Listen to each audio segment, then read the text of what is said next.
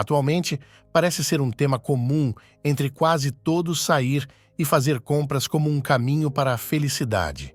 Você sabe, apenas para cuidar de nós mesmos. Afinal, nada melhor para a saúde mental do que compras por impulso que nos colocarão ainda mais fundo em dívidas do que pensávamos ser possível.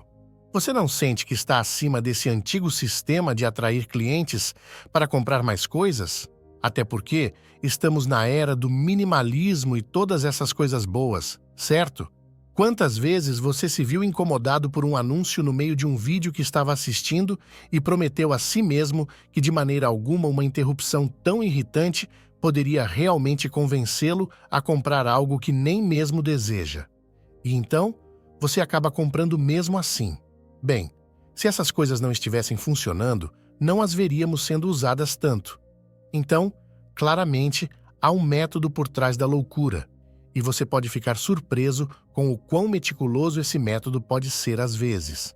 Claro, você e eu conhecemos algumas coisas básicas, como colocar itens comumente comprados no final de uma loja para que os clientes tenham que percorrer a maior parte dela e, portanto, sejam expostos a outros produtos antes de chegar aos que realmente precisam. É por isso que geralmente colocam o leite no fundo da loja. É um item comum que a maioria das pessoas precisa, e assim eles vão fazer você ver o máximo de itens possível antes de chegar ao que você de fato precisa. Em seguida, há as ofertas de Compre One, Leve One grátis, que claramente aumentam a receita e nos fazem comprar mais coisas em troca de descontos muito marginais. A exposição e os anúncios em outdoors também fazem parte do marketing pesado, mas você já sabia disso. O que você não sabia, no entanto, é o quão profundamente nossa psique está sendo estudada para entender padrões e prever as escolhas dos clientes antes que o cliente esteja ciente delas mesmas. Isso é neuromarketing. Bem, tudo começa com a forma como os humanos percebem as coisas. Os humanos, por qualquer razão, percebem relativamente e não absolutamente. Isso significa que nossa percepção é baseada em estímulos que já estão presentes. Você pode ver isso acontecer todos os dias. Por exemplo, se alguém perto de você desbloqueia o telefone em um ambiente bem iluminado e acende a tela, a mudança de brilho ao seu redor mal é percebida. No entanto, se você fizer a mesma coisa em, digamos, um cinema, pode ser surpreendentemente brilhante. Mesmo que o brilho ao seu redor tenha mudado pela mesma quantidade em ambos os casos, sua percepção deles é vastamente diferente. Similarmente, também percebemos o volume de forma relativa. Se você já está em um ambiente barulhento, a adição de outro som, como um copo quebrando, pode ser mal perceptível, mas em um ambiente silencioso, o mesmo som pode parecer muito mais alto. Conhecida mais formalmente como a Lei de Weber, essa ideia de percepção relativa tem sido um princípio fundamental da astronomia e da teoria musical, pois ambas têm algo a ver com a forma como nós, humanos, percebemos as coisas. Bem, agora ela tem mais uma aplicação, e isso tem a ver com nossa percepção de preço. Em primeiro lugar, isso significa que sempre que o preço de uma mercadoria aumenta ou diminui, como um cliente se sente em relação a essa mudança de preço depende do preço original da mercadoria. As empresas podem usar essa informação para aumentar marginalmente o preço de um produto, desde que o façam em incrementos que estejam logo abaixo do nosso limiar de percepção. Isso se aplica mais genericamente a mercados ao redor do mundo, nos quais as pessoas também percebem o preço de uma mercadoria com base na quantidade de renda disponível que possuem. Esta é a razão pela qual alguns produtos que se saem muito bem na América, apesar do aumento de preço, não funcionam muito bem em países como a China. Mas vai além disso. A renda disponível e os preços originais têm relevância bastante óbvia neste tópico. No entanto, nossas mentes também podem ser enganadas por números aparentemente irrelevantes. Foram realizados estudos nos quais os participantes foram solicitados a avaliar quanto pagariam por um determinado produto. No entanto, antes de poderem tomar uma decisão, foram solicitados a pensar nos últimos dígitos de seu número de seguro social. Descobriu-se que os participantes com números de seguro social mais altos estavam dispostos a precificar o item mais alto. Apesar de não ter relação alguma com a mercadoria em si, esse processo, também conhecido como ancoragem, fez com que os participantes fossem mais generosos em suas ofertas. No livro Brainfluence, o autor Roger Dooley sugere que isso pode ser a razão pela qual os balcões, agora comuns em redes de fast food, são usados. Além de apenas informar ao cliente quando seu pedido está pronto, esses balcões, quase sempre contando números grandes, os preparam para aceitar pagar um pouco mais. Um método mais comum de ancoragem é também afirmar coisas como: normalmente você teria que pagar tanto por um produto como este, mas não conosco. Às vezes, a ancoragem é ainda mais óbvia. Por exemplo, você se lembra de quanto custava o iPhone quando foi lançado pela primeira vez em 2007? Era mais de $499 e, em alguns lugares, ainda mais alto.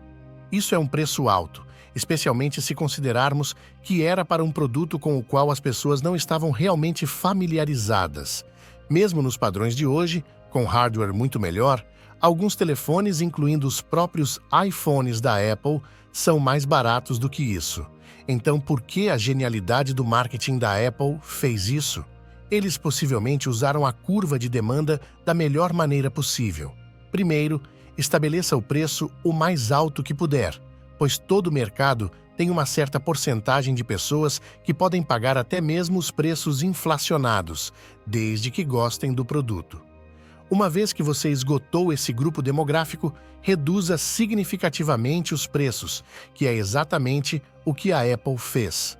Quando o iPhone 3G foi lançado, alguns varejistas o estavam vendendo por tão baixo quanto $199, claro, isso nos Estados Unidos.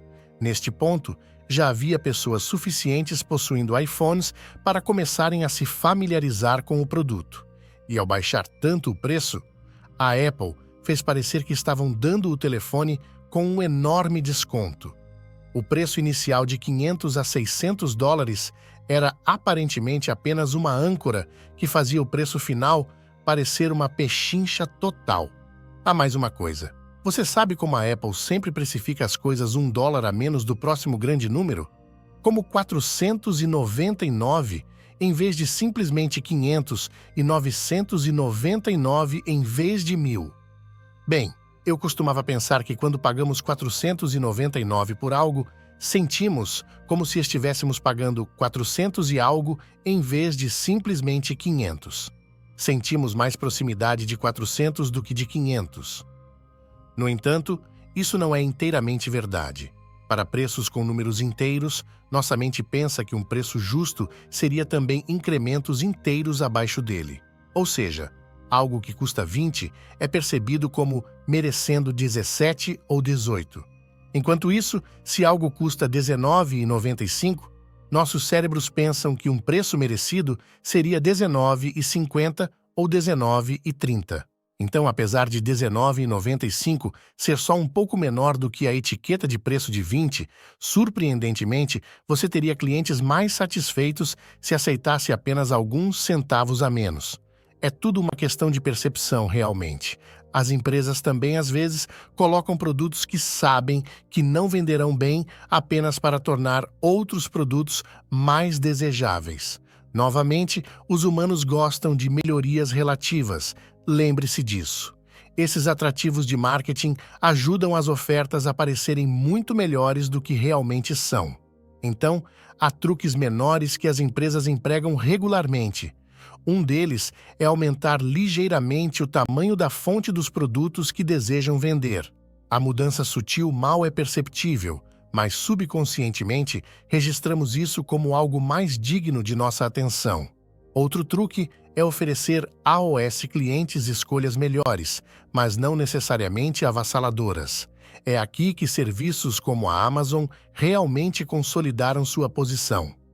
A Amazon Tem os recursos não apenas para vender muitos produtos, mas também para organizá-los da maneira certa e apresentar aos clientes apenas o que eles são mais propensos a comprar.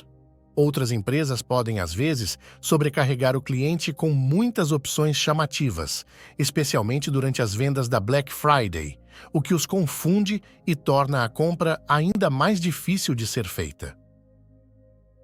Essas são coisas que você e eu ainda conseguimos ver e entender. No entanto, as empresas vão muito além disso para fazer o cliente se sentir mais seguro para gastar mais. A associação olfativa é uma das maneiras pelas quais isso é alcançado. Olfato é a sensação de cheiro. De acordo com alguns relatos, até 75% de todas as nossas sensações têm a ver com o olfato. Não é de admirar, então, que as memórias que têm um componente olfativo sejam as mais fortes e sejam lembradas muito mais facilmente também. O cheiro do McDonald's, por exemplo, é algo em que a empresa coloca tanto esforço quanto em qualquer coisa que você possa ver no cardápio. Há uma razão muito boa para isso, é claro. A sensação de familiaridade é crucial para a marca do McDonald's, especialmente considerando que ir ao McDonald's é algo que a empresa espera que se torne uma tradição geracional. As pessoas vão quando crianças e, eventualmente, acabam levando seus próprios filhos ao McDonald's. Esse cheiro é tão crucial para a experiência, na verdade, que há relatos de que o McDonald's infundiu o cheiro no líquido de limpeza que sua equipe USA para limpar a loja. Um tema semelhante segue todas as grandes indústrias. Todos já ouvimos falar do cheiro de carro novo ou do cheiro de tênis novos. Esses são todos elementos essenciais do esforço de uma empresa para construir uma imagem reconhecível, uma que talvez nem mesmo vejamos. A Singapore Airlines, regularmente votada como uma das melhores companhias aéreas do mundo, também USA essa estratégia de marketing. Eles são conhecidos por dar toalhas quentes aos passageiros no início de cada voo. Mas mesmo esse gesto aparentemente inocente está trabalhando para aprofundar cada vez mais a imagem da marca em nossas mentes. A empresa tem sua própria fragrância de marca, a Stephen Floridian Waters, e ela é infundida nessas toalhas quentes que os passageiros usam. Não é preciso dizer que os comissários de bordo também estão usando isso, assim como na cabine. A Starbucks, segundo relatos, removeu alguns dos sanduíches de seu cardápio porque cheiravam muito a ovos e tiravam o cheiro intenso de café que os clientes conhecem e amam. Alguém pode questionar se fazer essas coisas é ético. Bem, há dois lados da moeda, como em qualquer debate. Por um lado, os profissionais de marketing podem argumentar que, ao usar essas técnicas, eles estão entendendo melhor o que seus clientes querem e proporcionando a eles uma melhor experiência de compra. Por outro lado, isso nos expõe à sabotagem da atenção, algo que já vem acontecendo com bastante frequência em plataformas de mídia social. Uma coisa é certa: temos muito menos controle sobre nossas decisões de compra do que pensávamos. Compramos coisas que não precisamos para impressionar pessoas que não gostamos, e as coisas que você possui acabam possuindo você.